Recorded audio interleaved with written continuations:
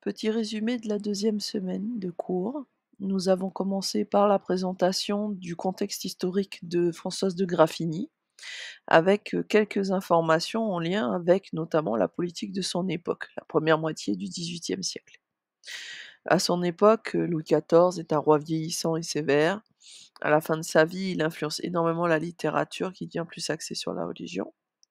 Après quoi, nous avons pu constater que lors de la Régence, donc c'est-à-dire après la mort de Louis XIV, il y a une libération de la réflexion, ce qui fait qu'il y a une ouverture des mœurs notamment. La littérature s'intéresse plus à l'homme qu'à Dieu et devient plus philosophique. Le roi Louis XV, quant à lui, est un roi contesté. Il est jeune, prend difficilement des décisions, ce qui le rend très impopulaire. Et la littérature va se permettre de diffuser des idées plus révolutionnaires, ce qui amènera, bien que Françoise de Graffigny ne le voie pas, à la Révolution française. C'est l'époque donc du siècle des Lumières, un développement d'esprit critique. Après quoi, nous avons fait un petit passage sur les mythes incas, perçus par l'auteur à son époque à elle. Sachant que les Incas ont vécu quasiment 2 siècles avant elle et ont été, a massacrés par, Francisco Pizarro en particulier. Cette perception est partielle, mais elle reste historiquement correcte, parce que notre auteur cherchait à faire quelque chose de réaliste. L'Empire inca en lui-même est un empire qui règne sur le Pérou et une partie de l'Amérique du Sud. Elle possède un empereur qui siège dans la capitale qui s'appelle Cusco. La religion est unique, il n'y en a pas plusieurs, et elle est basée sur le culte du soleil ainsi que différentes divinités qui seront abordées si besoin dans les extraits travaillés, tous liés à la nature.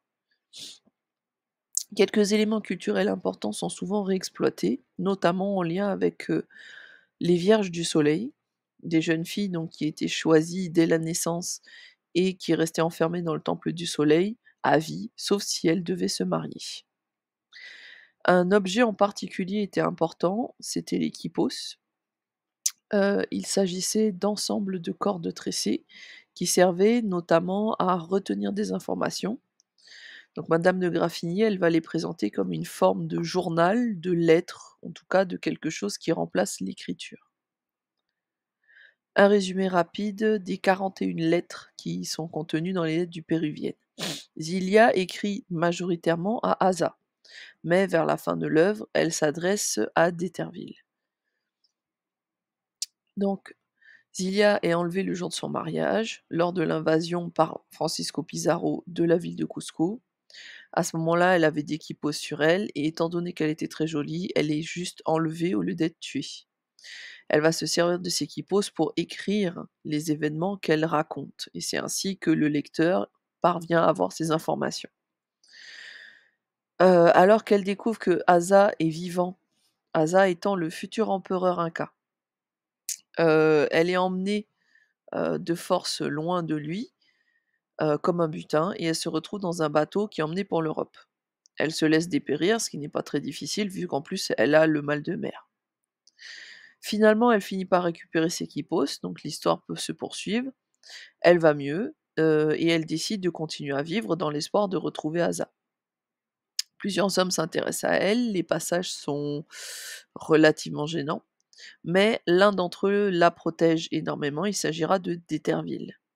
On sait qu'il s'adresse beaucoup à elle, mais elle ignore ce qu'il veut dire, elle ne comprend pas le français. On saura par contre que parmi les mots qu'il dit souvent, il y aura notamment «Je vous aime». Arrivée en France, après le long voyage, Zilia découvre énormément de choses et on observe du coup ces découvertes à travers son regard. Elle dresse un portrait tout de même relativement critique de la société. Elle se retrouve dans le château de d'Eterville avec sa mère, qui est veuve, et la petite sœur. La mère, madame de d'Eterville, est une personne très sévère et qui refuse Zilia comme compagne. Du coup, elles se détestent mutuellement.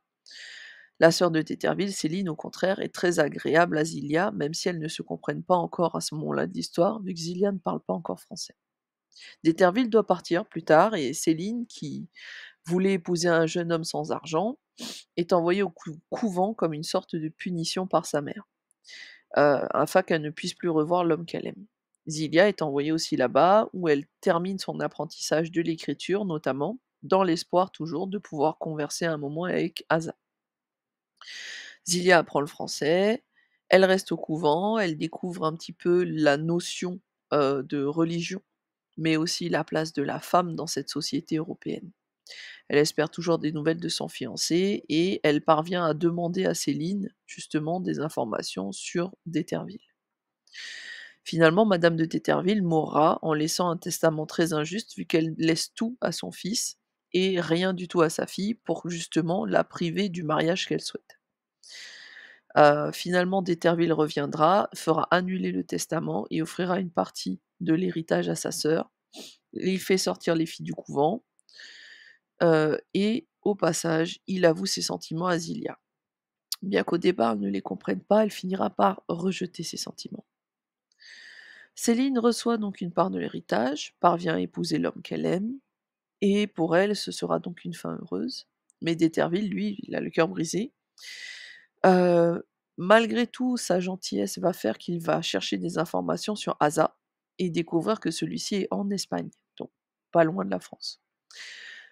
Il va parvenir à correspondre avec Asa et Zilia va en profiter pour envoyer tous les courriers, que ce soit les quipos ou les lettres écrites en français, vers Asa. D'Eterville, durant ses enquêtes, va aussi découvrir des objets qui avaient été volés lors du kidnapping de Zilia et va lui offrir cela en cadeau. Notamment, un fait important, une chaise en or extrêmement chère que Zilia va offrir à D'Eterville en remerciement. D'Eterville utilisera la chaise qu'il revendra pour acheter une grande maison à Zilia dans la campagne, où il l'installe, mais il ne restera pas pour observer son bonheur parce qu'il sait que Asa va bientôt arriver et il ne supporte pas l'idée de voir la femme qu'il aime dans les bras de quelqu'un, donc il va s'engager pour Malte. À ce moment-là, Zilia finira par correspondre avec D'Eterville, où elle raconte justement les événements à venir. Asa va bien venir la rejoindre, mais c'est pour rompre. Lorsqu'il s'est retrouvé en Espagne, il est tombé amoureux d'une Espagnole et il a changé de religion. Donc par conséquent, il ne se sent plus engagé envers Zilia. Il décide donc de rompre et de lui rendre tous les fameux courriers qu'elle lui avait écrits. Zilia, désespérée, se laisse mourir, mais finalement se ressaisit, notamment lorsqu'elle apprend que D'Eterville a à nouveau quitté Malte pour revenir en France pour la soutenir. Bien qu'elle ne soit pas amoureuse de lui, elle choisit de vivre et invite D'Eterville à venir vivre avec elle. Disons que c'est plus par consolation que par amour. Fin. Une fois le résumé de l'œuvre fait, nous avons aussi abordé l'oral du bac. Celui-ci, donc comme détaillé ici, dure 20 minutes avec 30 minutes de brouillon juste avant et possède différentes étapes qu'il faut absolument maîtriser pour justement ne pas avoir à demander au jury ce qu'il faut faire, ce qui normalement est interdit. On a surtout détaillé le contenu de l'analyse linéaire, la lecture expressive, l'analyse en elle-même, la question de grammaire, mais on a aussi discuté un petit peu sur l'exposé du livre. Après quoi, on a fait une petite mise en pratique, où j'ai demandé aux élèves de lire un petit extrait de la première lettre à voix haute. L'objectif étant de lire avec une bonne expression, donc des émotions, avec le moins de fautes possible, j'en avais toléré que 2 normalement, 2 fautes graves, mais aussi avec un rythme de parole pas trop long. Dans les exercices de la semaine, on s'est aussi intéressé à l'introduction du commentaire et on s'est appuyé sur le texte de l'homme ours.